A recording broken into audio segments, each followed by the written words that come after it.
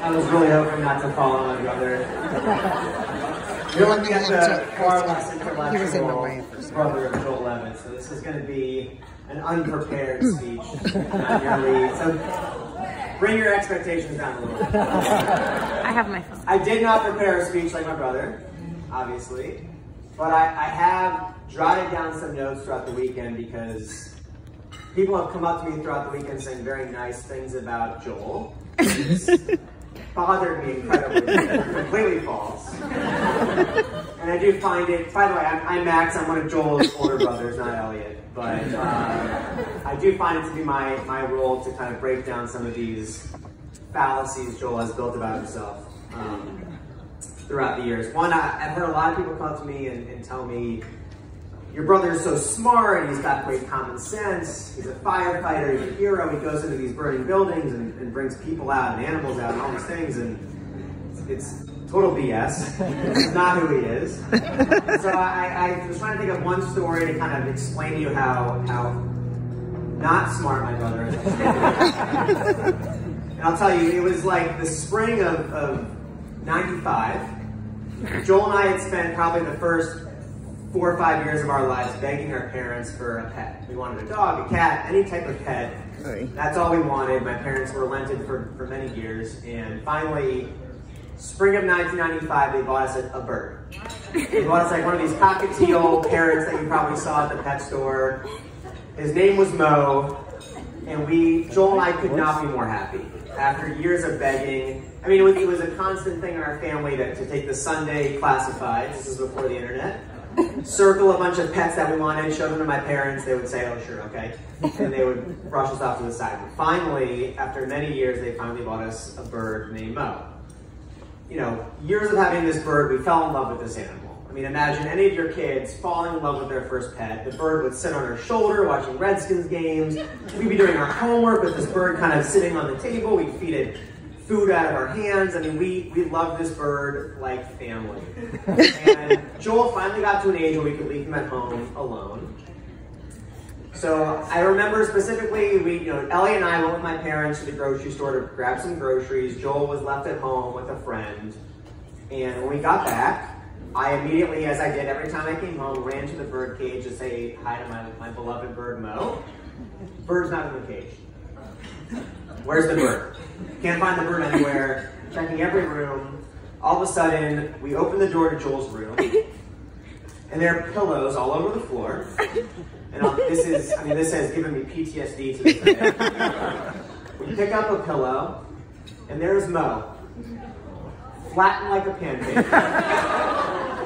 This bird was as flat as the floor. And talk about PTSD. What followed was hours of Elliot and I profusely crying, hysterically crying in our mother's arms, and Joel standing there for probably 2 or 3 straight hours with, if anybody knows Joel and grew up with him, it is what we call stupid face.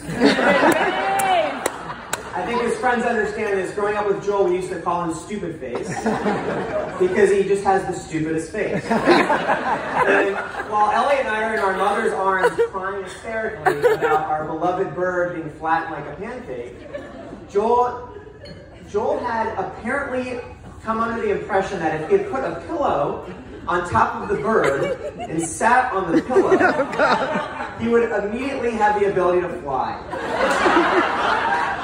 And despite the fact that the bird had clearly been flattened like a pancake, he could not, you looked at his face, he could not understand how this idea did not work. We are crying hysterically, and Joel's just like, what went wrong? The calculation didn't work. Joe, I wouldn't leave him at home with Cooper. But that's just one story, hopefully I still don't think he fully understands what went wrong. But yeah, last night I heard a couple of his firefighter friends talking about how even-keeled Joel is, right? He's very calm under pressure, never raises his voice, he's a very calm person, right? I beg to differ. I was given the task growing up when my mom decided she wasn't going to wake up when her alarm went off, I was in charge of waking Joel up for school. Yep. I hope this is not to be offensive to anybody World War II type veterans, but waking up Joel in high school was my own personal D-Day. Opening the door to Joel's room in the morning was the same exact thing in my mind at the time of storming Normandy Beach. You open the door, and you have no idea what's going to fly at your head. Waking Joel up for school was literally a hazard. You know, you'd open up the door, things would fly in your head, explosives would be thrown at you. The idea that Joel has some sort of calm doesn't make any sense to me whatsoever. Does not like I would say at least 50% of the time I would knock on my mom's door and be like, look, Ma, it's not happening today. I cannot wake this kid up. It was total hell. So I just want to make sure that everyone knows Joel has no composure whatsoever. I'm sure he goes into fires with complete composure, but I don't understand how he does it. The other one I've heard is Joel has great taste. I think a lot of his friends have probably gone over to his house for some dinners. You've seen how amazing of a job he's done with the house he and Joel built. Their living room is beautiful. They've done a great job at Home Goods. All these BS things they talk about. If you grew up with Joel and watched any TV or movies with him, this kid has the worst taste whatsoever. Joel. I don't know if anybody knows the show Simple Life, starring Paris Hilton and Nicole Richie. Oh my God. But this was a show where Paris Hilton would travel to blue-collar rural towns across America and spend a week working some sort of blue-collar job. It is maybe 20% on Rotten Tomatoes. The worst television show I've ever seen. And Joel was an avid fan of the show. Not a single week of the show was missed. He would talk about it at dinner, and he even had a poster on his wall over his bed of Paris Hilton and Nicole Richie. Huge fan, and this was like, wow. You know, whether it was like not another movie or some other crappy television show, Joel was a huge fan. I would argue that Joel has a horrendous taste, personally. The last one, and my dad didn't want to share this because it's a little bit inappropriate, but is it? People also think Joel's a very mature person, right? He's an adult. He behaves very well. Growing up, Joel had this novel, weird thing. He would, I don't even know how to explain it. This is more like a Cooper thing, but he would hump things. And I want to be clear, he wasn't actually humping things. If you can just close your eyes and picture this, he would lay straight, flat on the ground. And it was as if he was doing the freestyle swimming stroke, but without the arm motion, just the legs. So it wasn't that he was humping. I don't know what he was doing. It was a novel thing that after months of research, I've yet to find any research showing that any child has done this. But I want to put it out there because it destroyed my social life as a child. Because I'd have friends over, and they would come into my room like, hey, Max, I just walked by your room, and he is face down on his bed, humping his bed.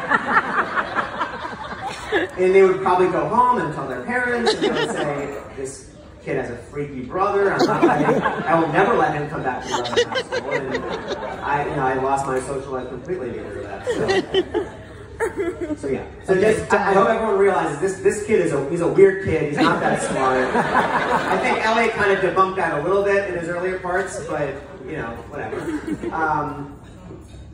But truthfully, I read on the internet you're supposed to say nice things at the end of your speech. So I'll go ahead and do that. But you know, I think everyone got the taste from Elliot. You know, he's a very intellectual person. I think he was an elitist. He looked down on me and my brother as a bunch of commoner idiots. You know? Elliot was like this academic, smart, elite kid, and Joel and I were sitting there like, you know, smelling our belly buttons.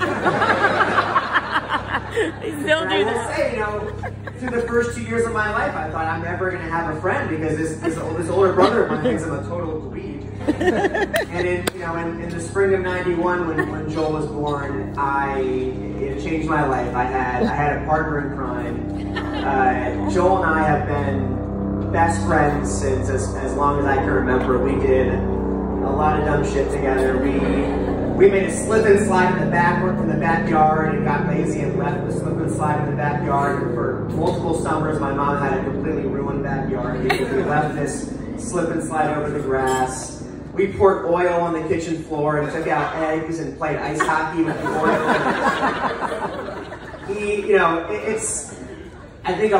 It's pretty rare to have a brother who, you're born into this. He's my brother, whether I like it or not, right? I don't know the situation, but whether Joel and I were brothers or not, we would have been best friends regardless. That's pretty clear. Joel and I, we party together, whether it's girls or partying or sporting events, cooking. I mean, you're married now. I don't doubt for a second that if we had gone to the same school and we weren't related, we would have ended up being best friends. And that is a pretty rare thing. And I can't wait. I know certainly for Samantha and I can't wait to have families together, grill with our kids, take them to Redskins games, all the things we grew up doing together. It's going to be freaking awesome. I can't wait to grow up with you guys. And Jill. Jill is the sister that I never wanted. This girl calls me more than my mother calls me. And typically the call is like, hey, Max, not this Thanksgiving, but the next Thanksgiving. Like, do you have plans? It's hysterical. Jill, I don't know what I'm doing next week. Like, I'm going day by day here, girl. Like, you gotta stop doing this. She's so annoying. I cannot stand her. But I think that makes sense because at the same time I love her so much. And the best thing about her is she calls Joel stupid face. She makes fun of his short arms. And yeah, and having a sister on my side. I mean, I never wanted a sister really, and this is like the best thing ever. I can't wait to go through life with you, Samantha and I. I mean, honestly, like I have a lot of friends in DC, but I see my brother and I see Jill and Samantha and I get to hang out with them more than anybody, and that is a blessing beyond anything I can ever imagine. It's awesome, and I can't wait to keep doing this stuff with you. Have kids, go on trips, all this crap. It's gonna be dope. So raise your glasses to these two stupid people. I love you guys.